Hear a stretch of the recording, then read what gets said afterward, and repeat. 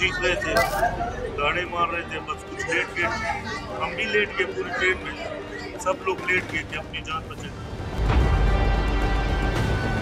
वहाँ की सूरत हाल बहुत ही पेचीदा, बहुत ही मुश्किल है, जिस वजह से वहाँ पर जो इंटेलिजेंस का नेटवर्क है वो पूरी तरह से उस तरह से कारआमद नहीं है जैसे कि होना चाहिए। फायरिंग था, फिर लॉन्चर थे, ऐसे धमाके थे कि बस अल्लाह ने बचा दिया।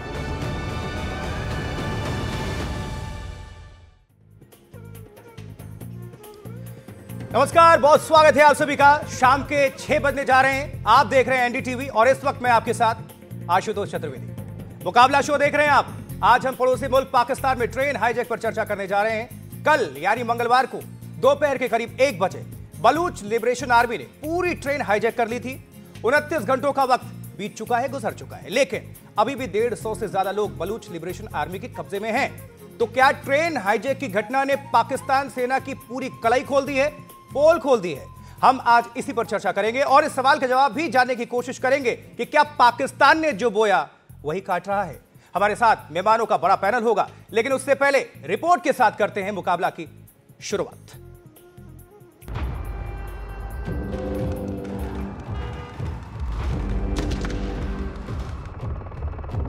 सबसे पहले इस वीडियो को देखिए। दोपहर के करीब 1 बज रहे हैं।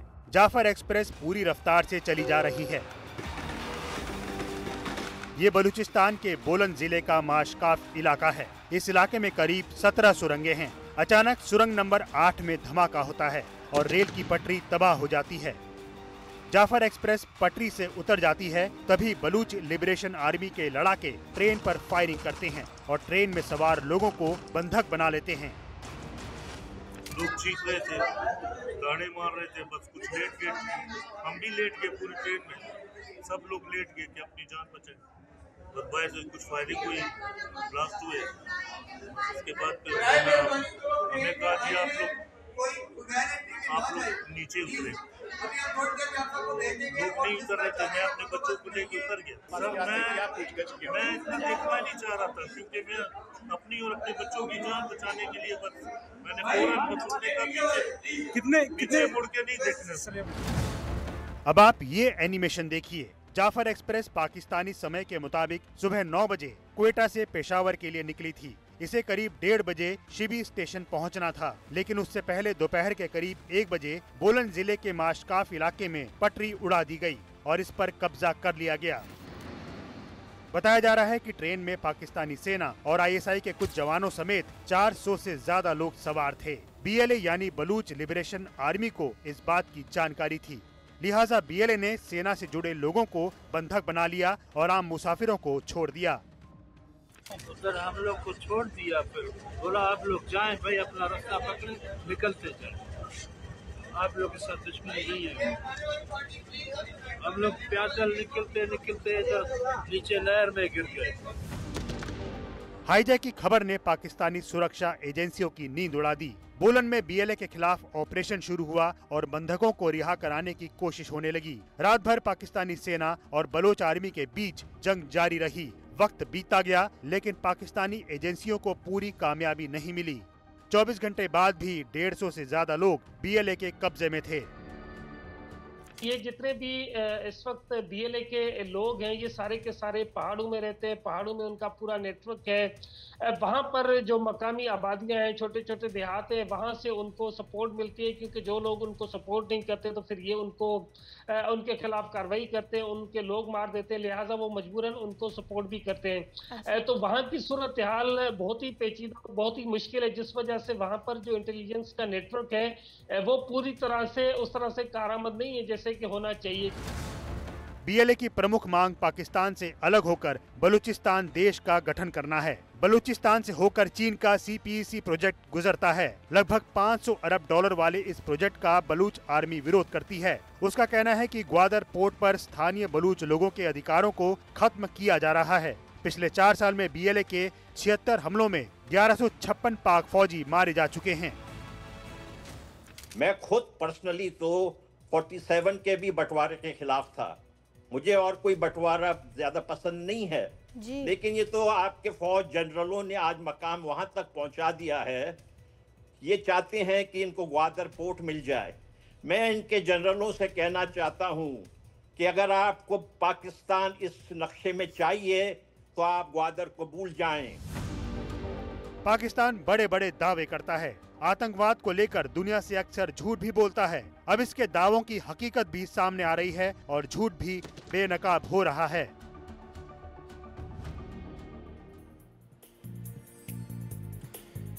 मुकाबला में आज के सवाल कौन कौन से हैं, नजर डालिए। क्या पाकिस्तान अपने किए की सजा इस वक्त भुगत रहा है? और दूसरा सवाल यह है कि क्या ट्रेन हाईजैक ने पाकिस्तानी सेना की पोल खोल दी है? तीसरा सवाल, बलूचिस्तान के लोगों पर अत्याचार कब बंद करेगा पाकिस्तान? और चौथा सवाल यह है कि क्या पाकिस्तान के लिए बलूचिस्तान को बचा पाना मुश्किल होता जा रहा है यहां से? इन सवालों के साथ चलिए करते हैं शुरुआत। और लंबा चौड़ा पैनल हमारे साथ मौजूद है। हमारे साथ हमारे संवाददाता, हमारे साथी Umashankar Singh, senior editor foreign affairs, studio से जुड़ रहे हैं। आरजू काजमी, वरिष्ठ पत्रकार हैं पाकिस्तान की, जुड़ रही हैं। स्कंद दयाल हैं, पूर्व राजनयिक खबर आगा हैं, विदेश मामलों के जानकार हैं। मेजर जनरल रिटायर्ड के सिन्हा साहब हैं। और जमाल नासिर बलोच थोड़ी देर में हो सकता है जुड़ेंगे, विदेश विभाग FBM। लेकिन शुरुआत उमाशंकर जी आपके साथ करना चाहेंगे। सबसे पहले दर्शकों को अपडेट कर दीजिए कि सरहद पार इस वक्त क्या हलचल है, क्या हो रहा है।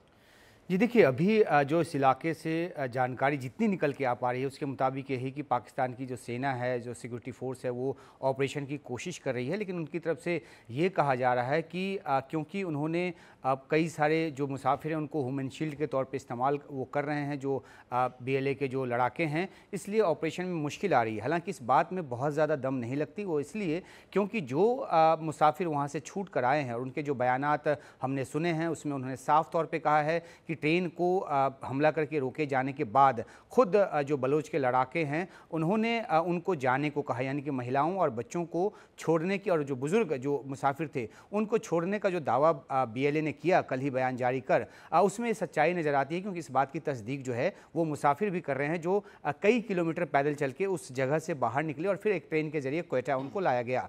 तो ये जो ह्यूमन शील्ड वाली बात है वो समझ में नहीं आती। लेकिन दूसरी बात ज़रूर है कि ये इतना दुरूह इलाका है कि यहाँ पर सड़क मार्ग से नहीं पहुँचा जा सकता। दो ही रास्ते हैं, या तो ट्रेन के जरिए, जो कि ट्रेन एक सुरंग में फंसी हुई है, सुरंग नंबर 8 में, और दूसरा हवाई रास्ता। तो ये भी जानकारी आ रही है कि हेलीकॉप्टर्स का भी इस्तेमाल किया जा रहा है इस ऑपरेशन में।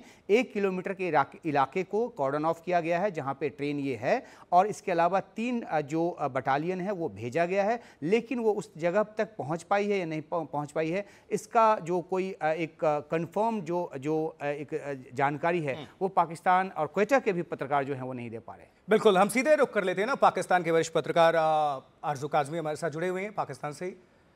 आरजू, चलिए NDTV पर पहली बार आपसे हम रूबरू हो रहे हैं। इसके पहले तमाम चैनल्स पर मुलाकात होती रही है, तो सलाम ले लीजिए पाकिस्तान में, हिंदुस्तान से, हमारी तरफ से, आशुतोष की तरफ से। लेकिन सवाल ये है आरजू, ये BLA भारी क्यों पड़ता है पाकिस्तान पर? पाकिस्तान आर्मी तो बहुत दम भरती है लेकिन काबू अब तक नहीं पा रही है। कलाई खुल चुकी एक बार फिर से दुनिया के सामने पाकिस्तान की। देखिए, इस तरह के ऑपरेशंस में टाइम तो लगता ही है, तो ये तो नहीं कहा जा सकता कि कलाई खुल गई है। लेकिन हाँ, कलाई उसमें ज़रूर खुल गई है कि जो कहा जाता है कि नंबर 1 एजेंसी है, तो एजेंसी को पता क्यों नहीं लगा कि इस तरह का अटैक होने वाला था। तो पहले से इनको मालूम एजेंसी को होना पता चाहिए। क्या लगा? एजेंसी के तो लोग ही अंदर हाईजैक हो गए थे।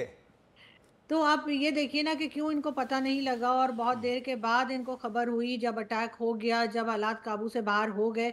और दूसरी बात ये कि कई लोग जो हमारे यहाँ ये भी बात कर रहे हैं कि कुछ दिन पहले जो है वो हमारी जो फौज है या इस्टेब्लिशमेंट है और गवर्नमेंट की तरफ से कहा गया था कि जो ऑफिशियल्स हैं, यानी कि जो सिक्योरिटी ऑफिशियल्स हैं, वो एक रोड के ऊपर ट्रैवल ना करें, बाय रोड ना आए, और उनके ऊपर अटैक होने का खतरा है। तो फिर इतने सारे लोग जो हैं वो ट्रेन के अंदर एक साथ कहाँ भेजे जा रहे थे, क्यों भेजे जा रहे थे, और उस वक्त क्यों नहीं सोचा गया कि कोई अटैक हो सकता है? ये छोटे छोटे अटैक तो बहुत टाइम से बलूचिस्तान में चल रहे हैं। बलूचिस्तान की हालत बहुत ख़राब है। मीडिया भी वहाँ पर कोई ख़ास रिपोर्टिंग नहीं कर पाता और सिर्फ अंदाज़ा ही दिया जाता है। लेकिन अगर हम सरदार अख्तर खान मैंगल को सुने तो उनका यही कहना है कि हालात बहुत ज़्यादा ख़राब हैं और गवर्नमेंट जो है वो कुछ करने के लिए बिल्कुल बेबस दिखाई देती है। उसके साथ ही आपने मौलाना फजलुर रहमान को भी सुना होगा, जिन्होंने कहा है कि 5 से 7 डिस्ट्रिक्ट ऐसी हैं बलूचिस्तान की जो अलहदगी चाहते हैं, और अगर वो UN में गए तो उनकी बात को सुना जाएगा। लेकिन अनफॉर्चुनेटली हमारे लोग जो हैं, या कह लीजिए जो एजेंसी के लोग हैं और जो गवर्नमेंट के लोग हैं जो पॉलिसीज़ बनाते हैं वो बलूचिस्तान को सीरियसली नहीं ले रहे, वो इन अटैक्स को भी सीरियसली नहीं ले रहे। वरना बीएलए पहले इतनी स्ट्रांग नहीं थी जितनी अब हो गई है। यानी कि इस वक्त आप ये देखिए कि जो पेशावर में बच्चों के स्कूल पे जो अटैक हुआ था उसके बाद ये सबसे बड़ा अटैक है पाकिस्तान का। और इस ठीक है। बात को भी कल पूरा दिन ऑलमोस्ट मीडिया पे नहीं आने दिया गया और इस वजह से जो है वो काफ़ी ज़्यादा चीज़ें ऐसी हैं जो हम आपको शायद बता भी ना पाए। ठीक है, मेजर जनरल के सिन्हा साहब, आप तो बहुत पहले से देखते आ रहे हैं, इसके पीछे के इनसाइड स्टोरी क्या है सर? दर्शकों को जरा इस पर बताइए, जो पाकिस्तान के अंदर और जो बलोच के अंदर जो हलचल है इसको लेकर, इसका इंपैक्ट क्या देखते हैं आप भारत पर भी? जय हिंद आशुतोष, जितने भी पैनल में लोग हैं और पाकिस्तान से आरजू काजमी हैं उनको मेरा सलाम है। देखिए, आपने 4 सवाल खड़ा किए थे और एक सवाल आपने स्पेसिफिक मेरे से पूछा है कि आप किस तरह इस चीज को आकलन करते हैं, कैसे देखते हैं। देखिए आशुतोष, यदि आप आकलन करेंगे तो आपको इतनी भयावह तकदीर देखेंगे और एब्सोल्यूट क्लियरिटी आपको मिलेगा स्ट्रैटेजिकली क्या हो रहा है। देखिए, बलूचिस्तान का जो मसला है 1948 से ही चल रहा है। किस तरह से, मैं उस हिस्ट्री में नहीं जाता, किस तरह से बलूचों को, वहां के लोगों को, जो कि 48 जमीनी, यदि आप देखेंगे 48% जो पाकिस्तान की पूरी जमीन है वो बलूचिस्तान का हिस्सा होता है और मात्र यदि 25 करोड़ में से 1.25 करोड़ ही लोग यहाँ रहते हैं। और किस तरह से इनकी प्रताड़ना की गई है, ये लगातार 48 से आप देखिएगा तो बहुत सारे चरण हुए हैं। जो अभी का चरण चल रहा है, और आरजू जो कह रही थी कि शायद पाकिस्तान की फौज और उसकी स्टैब्लिशमेंट या उसकी एजेंसियां बहुत सीरियस नहीं है, तो मुझे आरजू बहुत संभली हुई एक है, उनको बहुत मैं इज्जत देता हूं। मेरे ख्याल से ये आकलन सही नहीं होगा। बलूचिस्तान, आपके इसमें लिखा है कि अपने पापों का जो पाकिस्तान ने बोया था उसको काटने का एक सबसे ज्यादा उदाहरण आपको दिखाई देगा। क्यों मैं कहता हूं, देखिए यदि आप 4 उनके सूबों को लें, खैबर पख्तूनख्वा तो आप देख ही रहे हैं क्या हो रहा था बलूचिस्तान में। अब बलूचिस्तान की जो मेन इशू है वो केवल यही नहीं कि पाकिस्तान के अंदर में है। यदि हेलमंड प्रोविंस में आप जाएं, जो अफगानिस्तान का सदर्न हिस्सा है, मैं कंधार की नहीं बात करता या नुमरोज की नहीं बात करता, केवल हेलमंड की ले, या आप जो सस्तान कहते हैं बलूचिस्तान जो ईरान के साथ है, ये पूरा का इलाका एक जब बात करते हैं तो बलूचिस्तान की एक परिकल्पना है और वो अभी आपको दिखती है कि जमीन के ऊपर में दिखती है। खास करके जब इन्होंने कहा कि हम अफगान के जो उनको गुलामी की जंजीरें इन्होंने काटी थी, उसके बाद ये बहुत ज्यादा शुरू हुआ है। और 2023 से आप देख रहे हैं 24 और 25, ये सबसे बड़ा, यदि कह रही थी पेशावर के स्कूल के बाद का कोई अटैक है तो ये मैं मानता हूं। ये क्या चीजों को दिखाता है? देखिए, सबसे बड़ी जो चीज है, अभी आपके बलूच के एक थे, वो बता रहे थे, जो गोदार है, जो सी पैक का जो मेन हिस्सा है, उसके बाद ये चीजें बदली और ये इन्होंने अपने ही केवल नहीं ताबूत के अंदर किल मार दिया है।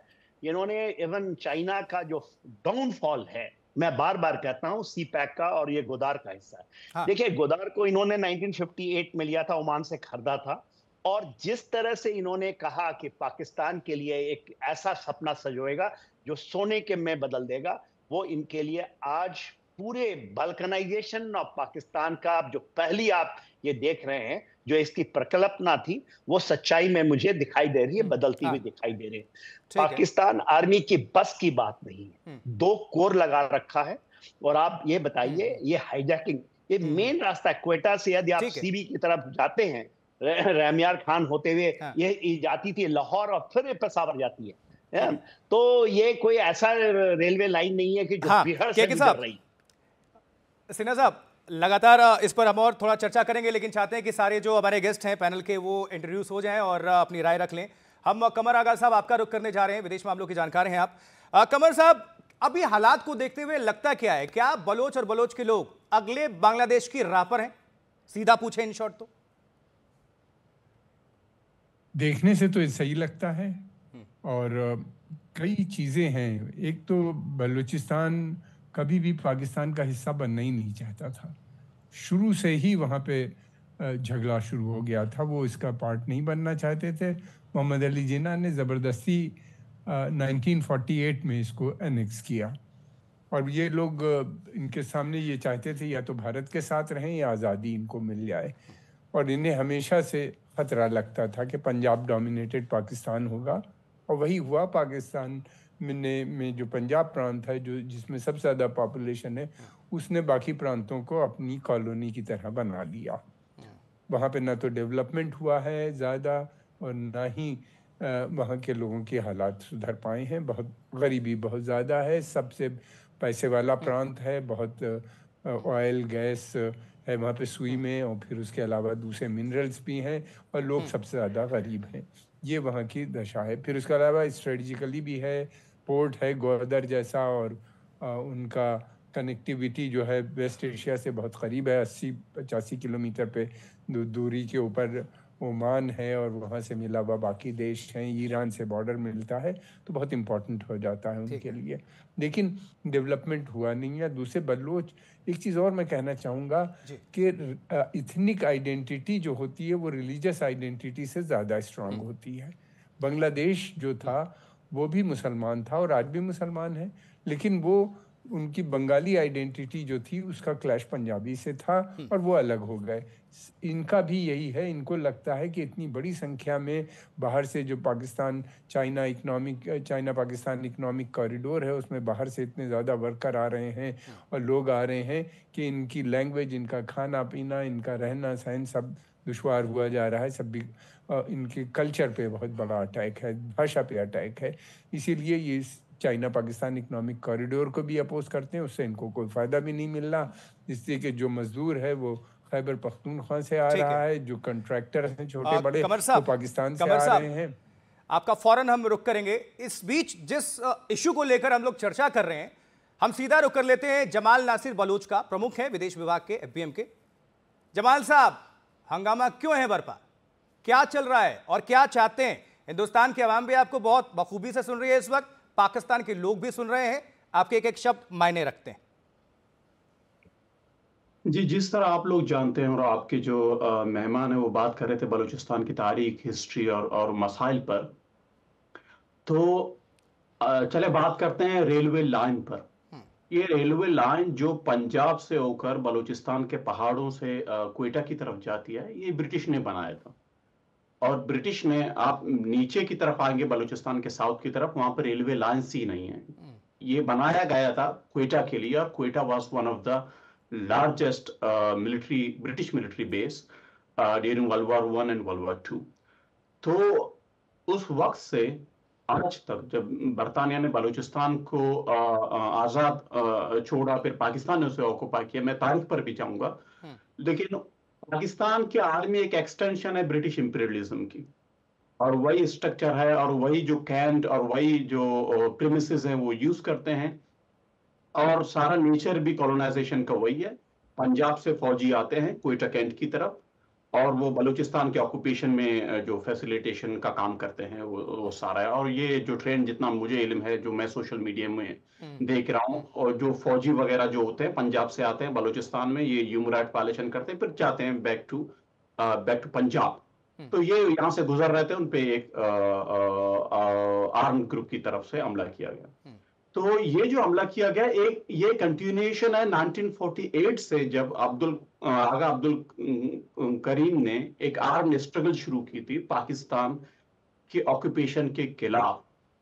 और मैं ये भी बताना चाहता हूं कि बलूचिस्तान का मसला सिर्फ पाकिस्तानी बलूचिस्तान नहीं है। मैं आपको एक हिंट देना चाहता हूं कि वो हिस्टोरिकल पर्सपेक्टिव क्या है।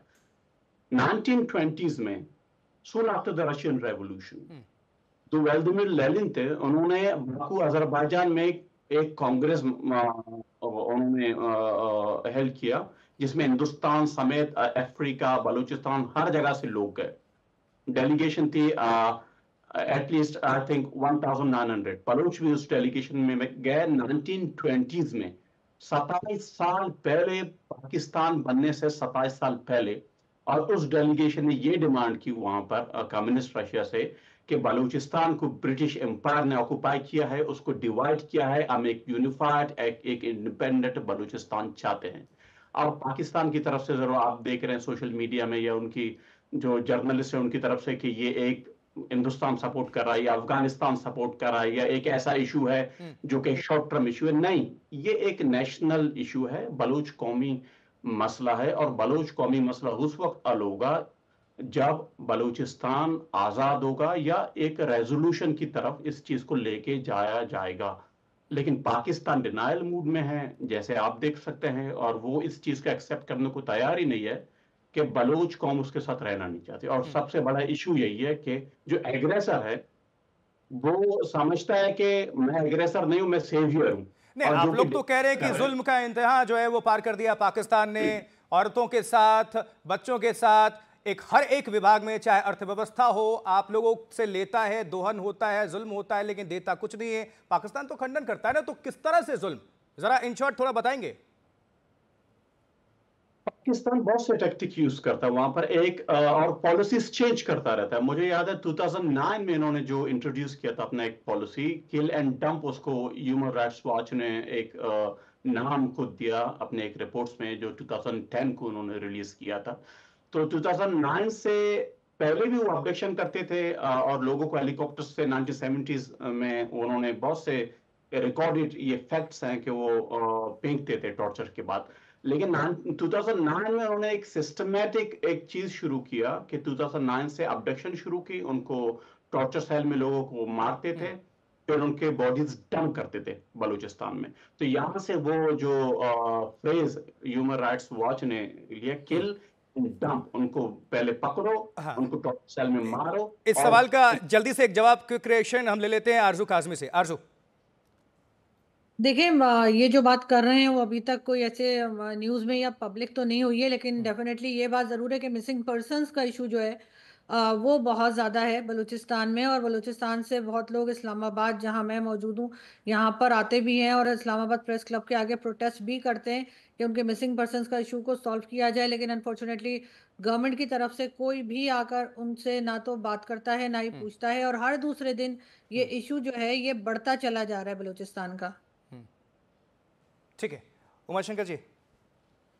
जी देखिए, जो यहाँ पे हम मसला डिस्कस कर रहे हैं कि पाकिस्तान अपनी गलत नीतियों का शिकार हुआ है, तो उस मामले में हमें ये देखना होगा कि कैसे जब भारत के ख़िलाफ़ जब आतंकवाद होता है तो पाकिस्तान की तरफ से जो है ये कहा जाता है कि ये आज़ादी की लड़ाई है, लेकिन इसी तरह की बात जब बलूचिस्तान से उभर कर सामने आती है तो वो कहते हैं कि दहशतगर्दी है। तो जो दोहरा रवैया है पाकिस्तान का, वो दशकों से चलता रहा है और इसका खामियाजा पाकिस्तान भुगत रहा है। मैं कई बार पाकिस्तान गया हूँ, वहाँ पर बहुत बड़े बड़े अधिकारियों से, चाहे वो सर्विस में हों या फिर वो सेवानिवृत्त हों, उनसे बात होती रहती है। एक बार ऐसा ही एक वाक़या हुआ, हमने उनसे पूछा कि क्या आपको लगता है कि जब आपने तालिबान को सपोर्ट किया जो सोवियत सेना के खिलाफ लड़ रही थी अफ़गानिस्तान में, तो उस समय आपने गलती की, क्योंकि अब आप कहते हैं कि हम जो हैं विक्टिम हैं, हमको आतंकवाद सताता है, मारता है। तो जो आप विक्टिम कार्ड दुनिया के अलग अलग मंचों पर जाकर खेलते हैं, कि आपको लगता है कि उस समय आपने गलती की? तो उनका एक बहुत ही जवाब था। लगता है कि आगे जमाल नासिर बलोच जुड़े हुए हैं, उनको शायद जाना भी इंडिकेशन मुझे बार बार मिल रहा है, तो अगर आप उनसे जल्दी से कोई सवाल लेना चाहें तो ले लीजिए। जी, तो मैं एक लाइन में बात पूरी कर दूं। उन्होंने कहा कि जिस समय हमने ये पॉलिसी अपनाई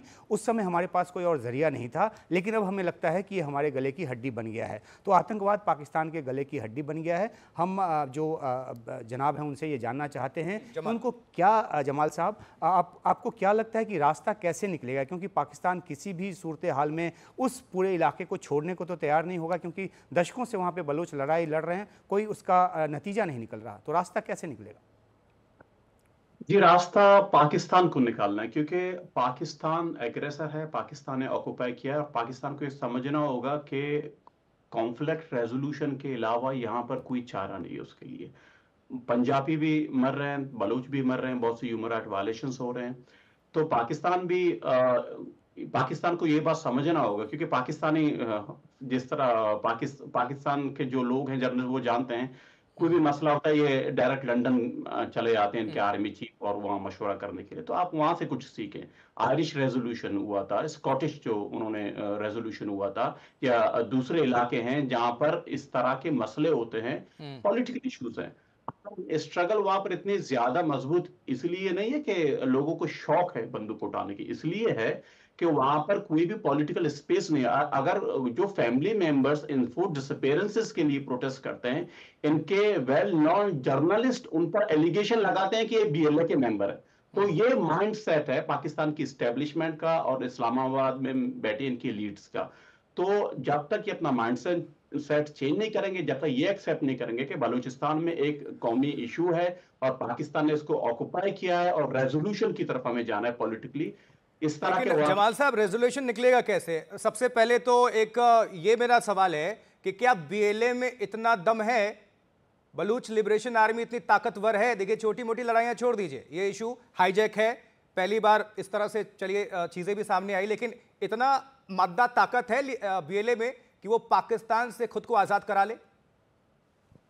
देखें, ये बात हमें समझना होगा। जो आप पाकिस्तान की मीडिया भी जो मसले को एक ऑर्गेनाइजेशन से जोड़ते हैं। This is not about Baloch liberation army, this is not about free Balochistan movement, this is about Baloch nation versus Pakistan. We have to understand this. और बलूच कौम की सपोर्ट है, इसीलिए ये अब तक चल रहा है। अगर नहीं होता तो ये चल नहीं पाता। तो पाकिस्तान को यह समझना होगा कि वो एक कौम को शिकस्त नहीं दे सकती जो कि आजादी पर यकीन रखती है। That's it. अगर वो रेजोल्यूशन चाहते हैं तो रेजोल्यूशन यही है कि आप विड्रॉ करें बलूचिस्तान से, आप इंटरनेशनल कम्युनिटी के इन्वॉल्व करें, विड्रॉल के जो भी एक हो सकता है कोई स्ट्रक्चर, उस पर आप आकर बात करें, बीएलए हो या पॉलिटिकल रिप्रेजेंटेटिव उनसे। और हमें रहना चाहिए एक अच्छे नेबर की तरह, टू सॉवरेन स्टेट होने चाहिए यहाँ पर। तो रेजोल्यूशन यही है। अगर पाकिस्तान इसको नहीं मानता तो पाकिस्तान का भी नुकसान है और बलूचिस्तान का भी नुकसान है। तो ये मेरे ख्याल से और रेजोल्यूशन मुझे दिखाई नहीं देता इस मसले का। जमाल साहब, एक छोटा सा सवाल आपसे ये है कि जो लोग आपको इस रूप में पेश करने की कोशिश करते हैं, यानी बलूचिस्तान के संघर्ष को कि भारत जो है उसको खाद पानी देता है, उनके लिए क्या आप संदेश देना चाहेंगे? नहीं, मैं बहुत फ्रैंक हूँ। भारत के सरकार, मोदी सरकार पे उनमें इतनी हिम्मत नहीं है कि वो बलूच को सपोर्ट करें। I am very Frank, because वो उनके अपने इश्यूज हैं, वो खुद बहुत कॉशियस हैं इन इश्यूज पर। तो हिंदुस्तान की कोई सपोर्ट बलूचिस्तान को नहीं मिल रहा। और आजकल अफगानिस्तान का नाम पाकिस्तानी बहुत ले रहे हैं कि अफगानिस्तान और ईरान का।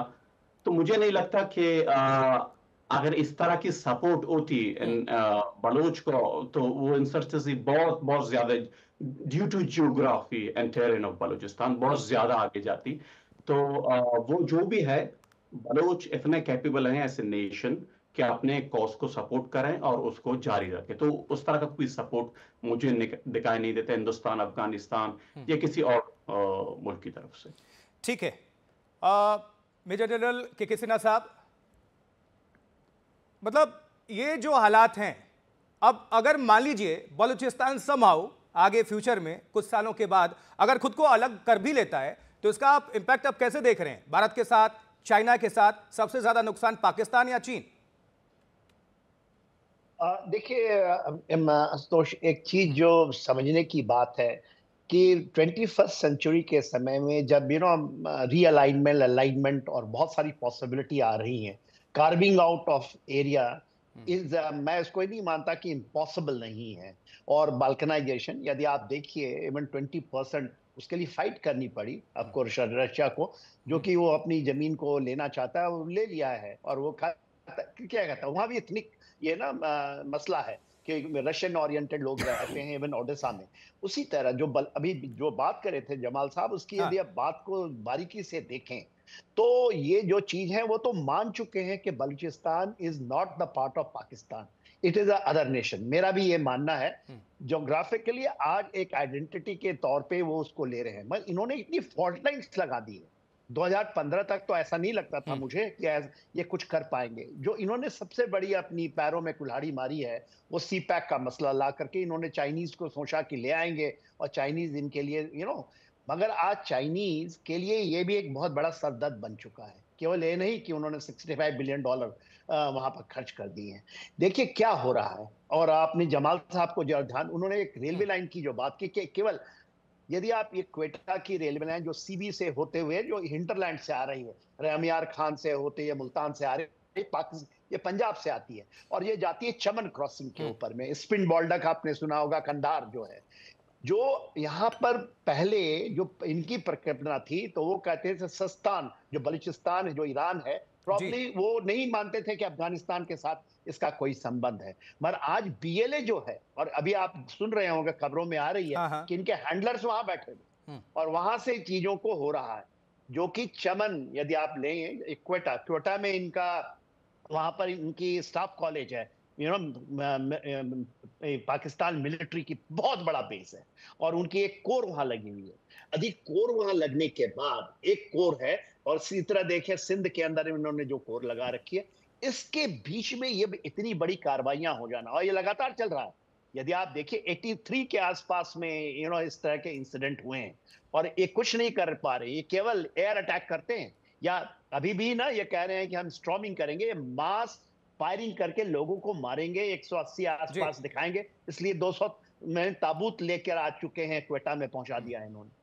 तो इनकी बस की बात नहीं है कि मिलिटरली ये जमीन, जिसको हम कहते हैं बूट्स ऑन ग्राउंड के ऊपर में एक्शन कर सकें। भले ही उन्होंने कहा कि 5 बटालियन, कोई कह रहा था अभी 3 की बातें कर रहा है कि जो स्पेशल फोर्सेस हैं वो इस इलाके में आ चुके हैं। तो देखिए यहाँ पर भी वो बड़ी तादाद में मिलिटरली जब मैं देखता हूँ तो ये बस, और बूते से ध्यान आया। चलिए इस सवाल में उछाल देता हूं कि साहब पाकिस्तान सरहद पार आरजू काजमी से। आरजू, थोड़ा लाइटर मोड पे, आप लोग आमंत्रित कर रही थी चैंपियंस ट्रॉफी में, आपके आईएसआई वाले, आपके पाकिस्तानी आर्मी, वो तो खुद को सुरक्षित नहीं कर पा रहे हैं, आप बुला रहे थे हमारी भारतीय इंडियन क्रिकेट टीम को वहां पर, क्या हालात होते? अभी तो ये भी चर्चा है। डेफिनेटली ये एक वाकई में बहुत बड़ा सवाल है, लेकिन जाहिर है कि अगर हम बुला रहे थे तो हम कुछ ना कुछ बंदोबस्त करके रखते। अब बम फूट जाता है, इंटरनेट बंद हो जाता, मोबाइल सर्विस सस्पेंड कर दी जाती, ऊपर कुछ हेलीकॉप्टर घूमते दिखाई देते आपको, तो कुछ ना कुछ तो किया जाता जो यहाँ पर किया जाता है। लेकिन बात सारी ये क्या, जब मैं सुनती हूँ लोग बात करते हैं और सेना साहब भी अक्सर कहते हैं कि सिंधु देश बनने की भी बात की जाती है, केपीके के लिए भी कहा जाता है कि वो भी अलग होना चाहते हैं, बलूचिस्तान के लिए भी आप बात कर रहे हैं कि वो भी अलग होना चाहते हैं, तो फिर क्या बच जाएगा? सिर्फ पंजाब।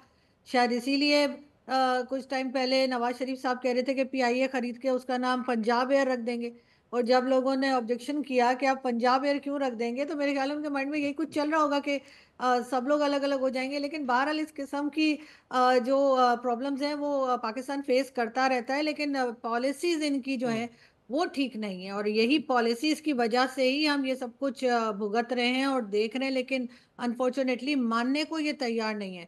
जब जिस ज़माने में ये अफगानिस्तान जा रहे थे और वहाँ जाके मिठाइयाँ बांटी जा रही थी और कावा पिया जा रहा था और कहा जा रहा था कि जी ये तो बड़ा हमने ज़बरदस्त काम किया, आज वही चीज़ हमारे गले पड़ गई है। अब वही चीज़ हमें अचानक से बांग्लादेश से प्यार आ गया है हमें, और हम आना जाना हमने बांग्लादेश में शुरू कर दिया है। अब देखें वहाँ से कब ये जिसे कहते हैं ना कि हमारी टेंशन कब शुरू होगी वहाँ से।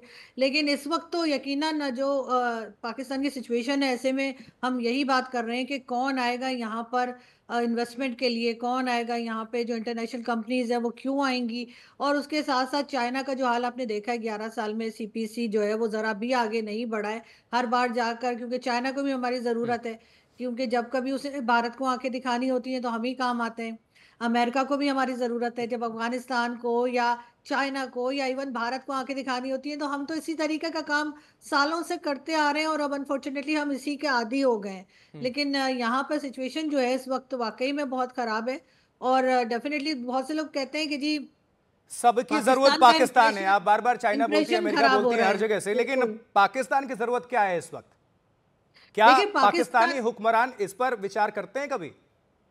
देखिए मैं यही कह रही हूँ, पाकिस्तान को आदत पड़ चुकी है कि ना हमने काम करना है, ना हमने ट्रेड करनी है, ना अपने नेबर्स के साथ हमने कोई ढंग से रहना है। हम अभी इसी तरह के पैसे हमें मिला करते हैं, ऐसे ही फंड्स हमें आते हैं। पहले हम अफगानिस्तान के नाम पे फंड ले रहे थे, अब हम किसी और तरह से फंड ले रहे होते हैं।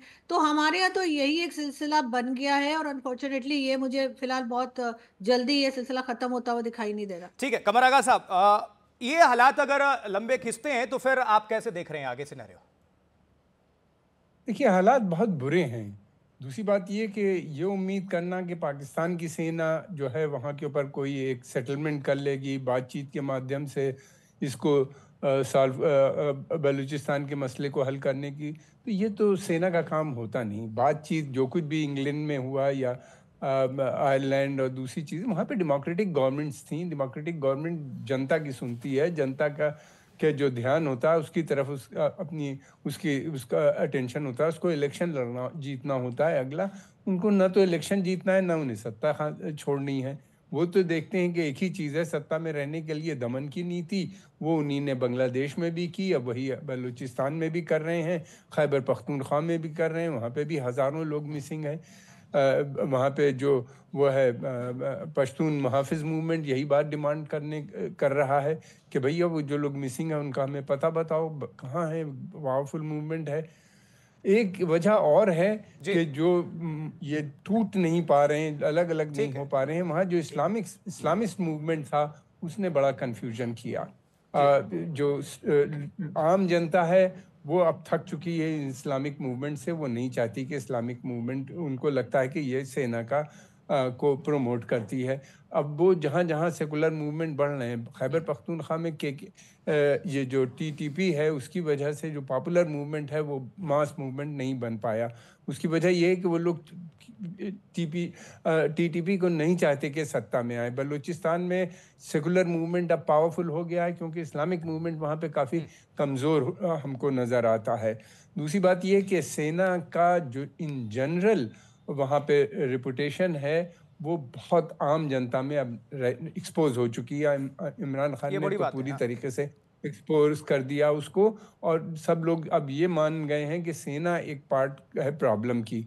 और बलूचिस्तान को या खैबर पख्तूनख्वा को रोकना बहुत मुश्किल होगा। खैबर पख्तूनख्वा मेरा ख्याल है पहले चला जाएगा क्योंकि उनके बॉर्डर वो अफ़गानिस्तान में दूसरी तरफ भी पश्तून हैं, तालिबान हैं जो उसको सपोर्ट कर रहे हैं।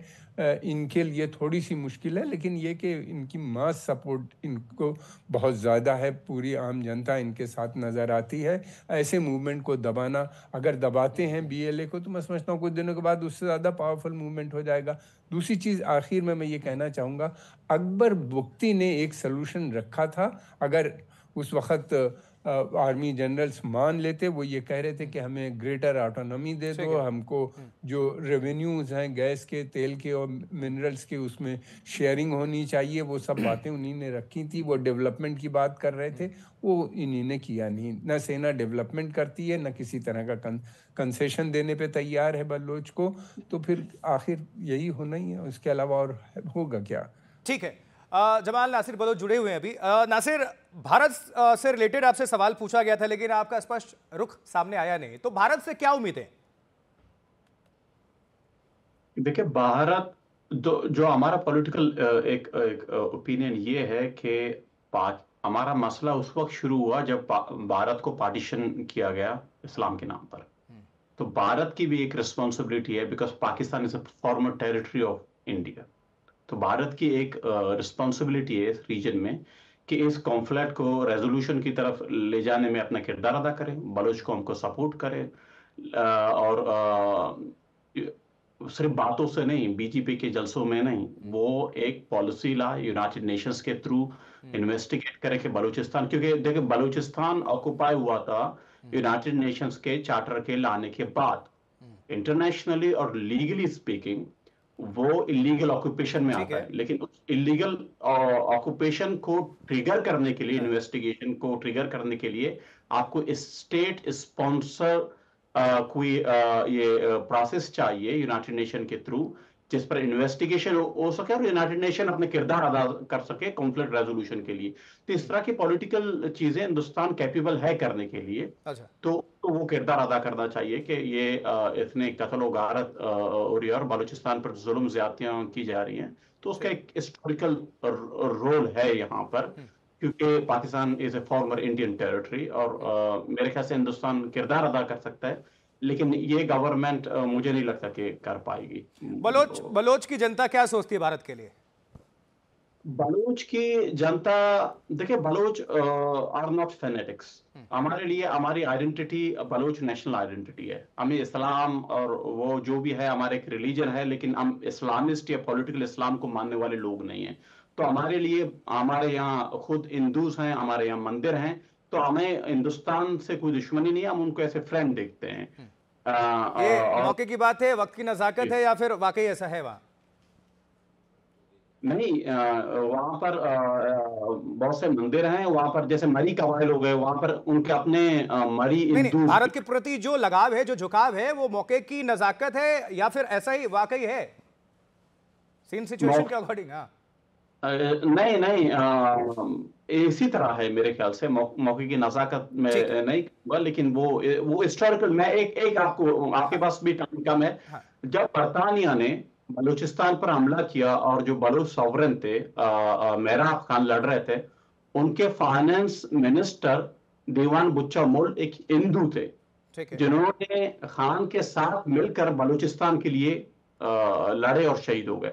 तो ये एक रिलेशन आज का नहीं है, ये हजारों साल से चलता आ रहा है, तो मैं उसकी बात कर रहा हूँ। यस, थोड़ा सा एक अपडेट आ रहा है पाकिस्तान से। पाकिस्तान के जो हमारे सहाफ़ी दोस्त हैं उनकी तरफ से जानकारी आ रही है कि जो ट्रेन है उसको क्लियर करा लिया गया है और जो बलोच जो लड़ाके थे वो हॉस्टेजेस के साथ पहाड़ी की तरफ चले गए हैं। ऑपरेशन अभी भी चल रहा है, लेकिन ये शुरुआती जानकारी अभी आ रही है कि ट्रेन को क्लियर कर लिया गया है और साथ में ये भी जानकारी आ रही है कि ऑपरेशन जो है वो अभी चालू है और जो मिलिटेंट्स हैं उनको पकड़ने की कोशिश या उनको एक स्ट्राइक के जरिए मारने की कोशिश जो है वो पाकिस्तान की सेना की तरफ से की जा रही है। एक छोटा सा सवाल, अगर मिल पा रहे हो इनपुट, तो कितने लोग हैं अभी कब्जे में जो हॉस्टेजेस हैं? ट्रेन छूट गई है लेकिन कितने हैं? क्या कुछ हैं साथ या फिर सारे हैं? जो जानकारी आई उसके मुताबिक 17 के आसपास जो बंधक है उसको लेकर पहाड़ी की तरफ गए हैं, लेकिन ये तादाद ज़्यादा बड़ी हो सकती है। वो इलाका ऐसा दुश्वार है कि वहाँ पे लगातार वहाँ से अपडेट नहीं आता है और बलूचिस्तान जो लिबरेशन आर्मी है उसने अभी एक ताज़ा बयान जारी किया है जिसमें साफ तौर पर कहा है कि अब सिर्फ 24 घंटे का वक्त रह गया है पाकिस्तान की सरकार के पास। अगर उनकी मांगें नहीं मानी गई तो बाकी हॉस्टेजेस को वो उसकी जान ले लेंगे। तो हमारे साथ तो जमाल साहब जुड़े हुए हैं ना, उनके पास डायरेक्ट इनपुट्स आ रहे होंगे, चाहे तो वो साझा कर सकते हैं। जमाल साहब, आपको क्या जानकारी मिल रही है, अगर आप ना छुपाएं तो? जी, मैं भी वही जो आप देख रहे हैं सोशल मीडिया से, मैं भी वही देख रहा हूँ। मेरे पास कोई एक्स्ट्रा इंफॉर्मेशन नहीं है, लेकिन मुझे यही लग रहा है कि देखिए, एक बार Pakistan is the 5th largest population, उनके पास मसला नहीं है फौजियों को मरवा देंगे, कुछ और भर्ती करेंगे, कह रहे हैं इकोनॉमिक के हिसाब से नए जॉब हमने लोगों को दिया, तो उनके लिए ह्यूमन लाइफ्स वर्थ नथिंग, तो वो अपने फौजियों को भी मरवा सकते हैं, उसमें कोई मसला नहीं। अच्छा के साहब, अब भारत के लिहाज से अगर देखें, या फिर चलिए हम सीधा एक दूसरा सवाल ले लेते हैं, जो सिपेक है वो पाकिस्तान का विनाश करेगा, इसको इस तरह से भी मान लें? एब्सोल्युटली, ये तो मैं पहले दिन से ये बात करता हूं। देखिए, बहुत ज्यादा डिस्प्यूट है हमारे गिलगिट बल्तिस्तान और पीओके से होता हुआ, वो हमारी धरती है, ये पाकिस्तान की धरती नहीं है। जो इन्होंने हिमाकत की है, भारत ने सीपैक को तो ज्वाइन नहीं किया, उन्होंने बेल्ट ऑफ रोड इनिशिएटिव की हम जब बात करते हैं, तो चाइना ने एक बहुत बड़ा चाल, और इन्होंने सोचा कि शायद हमने एक ऐसा चीज मारा है, मसला किया है कि पूरी चीज हमारे बस में आ जाएगी। देखिए, आज हम तो ये कह रहे हैं ना पीओके की, अभी तक तो हम डिप्लोमेटिकली बात कर रहे हैं, मिलिट्री ऑप्शंस भी हैं। तो आप ये बताइए, उसका जो मेन हिस्सा है जो वहां से गुजरता है, बलूचिस्तान डिस्टर्ब है, खैबर केपी टोटल डिस्टर्ब है। तो ये सीपैक जो है, ये तो देखिए ना, अभी इनको $4 बिलियन देने थे, 2022 से ही देने थे चाइना को, केवल इन्होंने $65 बिलियन का, यदि इन्होंने कहते हैं 2015 से ना, तो ये तो कहते थे ना कि सोने का हमारा और पहाड़ों से भी ऊंचा, हिमालय से भी ऊंचा, सागर से भी गहरा हमारा संबंध है। तो ऐसे ही होती है, जब आते हैं ब्रिटिशर्स, इंडिया में आई थी, सोने की चिड़िया वो खा के चली गई, और पाकिस्तान, क्योंकि ये हमारी धरती है, यदि आप मेरा माने, मेरी अपनी एम्बिशन ये है कि भारत का जो बड़ा है, बृहद, हम अभी भी हम अखंडित हैं। ओके के साहब, अगर थोड़ा मजाक में समझ लें तो देखिए ना, ट्रेन तो छुड़ा नहीं पा रहे हैं, लेकिन कश्मीर की बात करते हैं। अरे साहब, इनके ये इसी के ऊपर जिंदा है, जैसे आरजू कहते हैं, ये कभी चाइना के लिए काम करते हैं, क्या मैं अमेरिका, फ्रंटलाइन स्टेट एक लेते थे और कहते थे स्ट्रेटेजिक डेप्थ अफगानिस्तान से, मगर स्क्वीज हो गए ना, वो स्ट्रेटेजिक डेप्थ तो कट गया ना इनका। अब बलूचिस्तान से कटेंगे, कोई कहता है कि balkanisation, I can see it is not only the beginning और डॉन है, मेरे तो ये दिखता हुआ दिखाई दे रहा है। और जो हमारे बलूच भाई हैं बैठे हुए यहाँ, जो उन्होंने कहा कि we have to accept 2 nation, और ये मानता हूं ये हो चुका है, पाकिस्तान और बलूचिस्तान अलग हो चुके हैं। देखिए, ये चीजें तो होती रहती हैं, मगर लोगों का प्राइसिंग कितना, हम केवल बीएलए की बात करते हैं, ठीक है, BLUF की नहीं बात करते, last 10 UBA seconds, की नहीं बात करते, LEB की नहीं बात करते, BRA की नहीं बात करते। ये फैक्शन सारे जुड़ गए अब तो। और ये इनका जो सेफ है ना, हेलमंड प्रोविंस है अफगानिस्तान से, वहां हो रहा है। उमा, तो क्लोजिंग कमेंट आपका। है। एक मेरा सवाल आपसे है, जो पाकिस्तानी अवाम है, जो बलोच की भी अवाम है, वो कश्मीर पर हमेशा से फोकस करती रही, और जिस तरह से एक विकास की रफ्तार, विकास की धारा एक कश्मीर ने दिखाई है दुनिया के सामने, चाहे वो पाकिस्तान के लोग भी हैं, बलोच के भी लोग हैं, दुनिया देख रही है, तो क्या एक सिंपैथी भारत के लिए और बलोच और पाकिस्तान में जो जनता है वो कश्मीर को देखकर एक सोच उनकी बदली हुई है? जी देखिए, ये तो अगर आप पाकिस्तान ऑक्युपाइड कश्मीर की बात करें तो वहाँ पे भी सोच बहुत ज़्यादा बदली हुई है। मैं कश्मीर में तकरीबन 2.5 साल रहा हूँ, और वहाँ के बाद जब पाकिस्तान जाता हूँ तो वहाँ पे लोगों से जब बात करता हूँ तो कहते हैं कि आपके कश्मीर में इतनी ज़्यादा तरक्की है कि हमारा मन करता है कि हम भी वहाँ आकर रहें। ये अलग बात है कि भौगोलिक रूप से ये संभव नहीं है, लेकिन ये बात तो है कि जो कश्मीर की तरक्की को देखकर बाकी जो पाकिस्तान के खासतौर पर ऐसे इलाके, बलूचिस्तान जैसे इलाके जहाँ पर तरक्की के नाम पर कुछ भी नहीं हुआ है, अभी जमाल साहब बता रहे थे कि कैसे जो ब्रिटिश के ज़माने की जो बनी रेल है उसके अलावा वहाँ पर कोई तरक्की का कोई जो तस्वीर है वो नज़र नहीं आती। तो लोगों का तरक्की से दिल जुड़ता है, ये तो सीधी सी बात है, और यहाँ पर पाकिस्तान के लोगों की जो राय है वो ज़रूर तरक्की के साथ जुड़ती नज़र आती है। बहुत बहुत शुक्रिया उमाशंकर सिंह आपका।